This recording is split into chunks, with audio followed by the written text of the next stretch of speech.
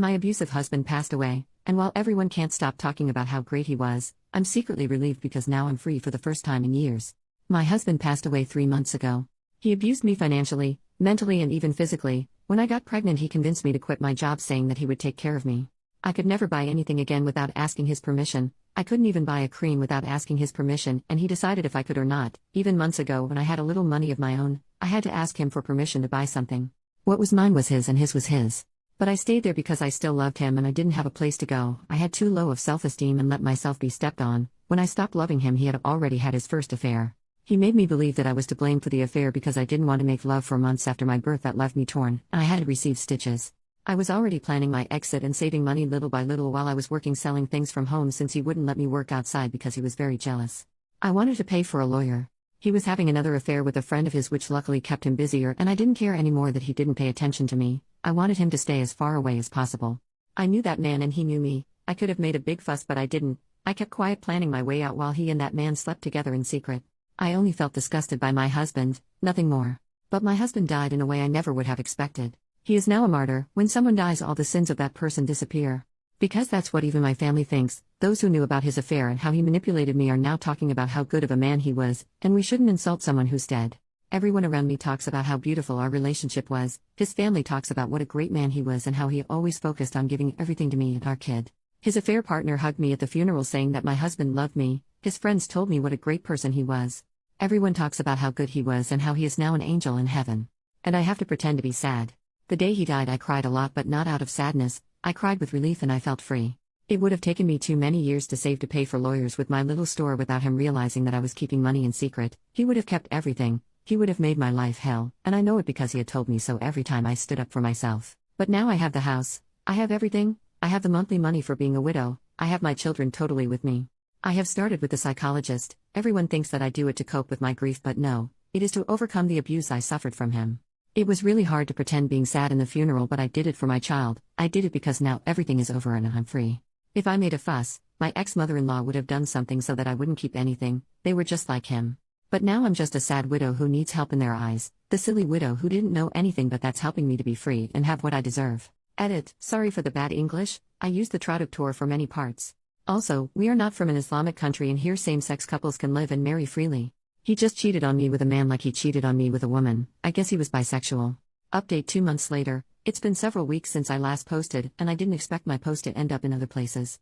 Honestly, I had totally forgotten that I posted here, but a few days ago the lover and friend of my ex-husband, I have started calling my deceased husband that way. I don't want him to be eternally tied to the idea that he is still my husband even after death. Death did me the favor of separating us, visited my house saying that he found my post. I didn't expect him to find this and it scared me a bit, but honestly there's nothing I can do about this anymore. I posted it to the internet and I guess that's my fault. One of my sons let him in when I hadn't heard the doorbell, so I had no choice but to let him in to not make drama in front of my kids, and I wanted to know what he was going to say. Once alone he told me that he knows that I know about him and my husband having an affair because of the post he found on TikTok. He told me that my husband was not the best husband, but he was a great friend to everyone and a very hardworking man to everyone, that even his family misses him too much, and even though he had his mistakes in the past, that I should let go of the past and stop digging into it because we're all better off like that.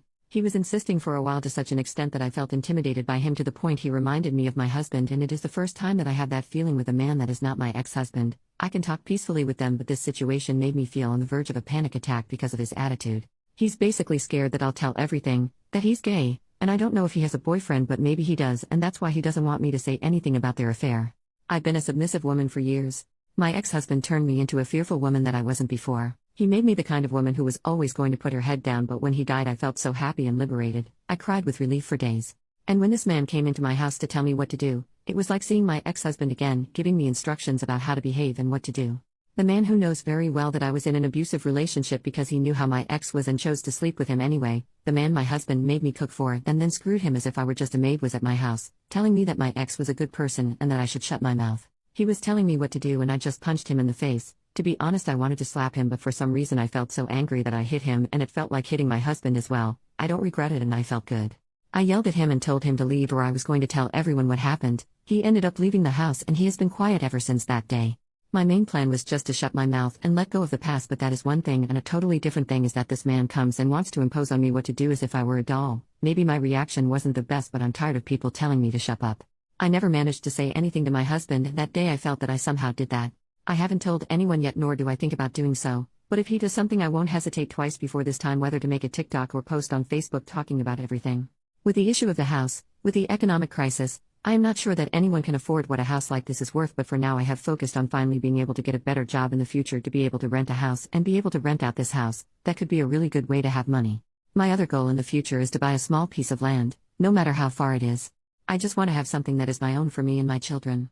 My children don't miss their father too much, and I understand them. It has taken me a while to get them a child psychologist, but recently they started to go to their sessions and they are doing well. I think the best thing I've done is to start making excuses for my ex-mother-in-law and my own family for not seeing them as often as before, and I've started the stage of cutting off contact little by little, making excuses with work or that we're not at home, although I still have to let my ex-mother-in-law come home from time to time.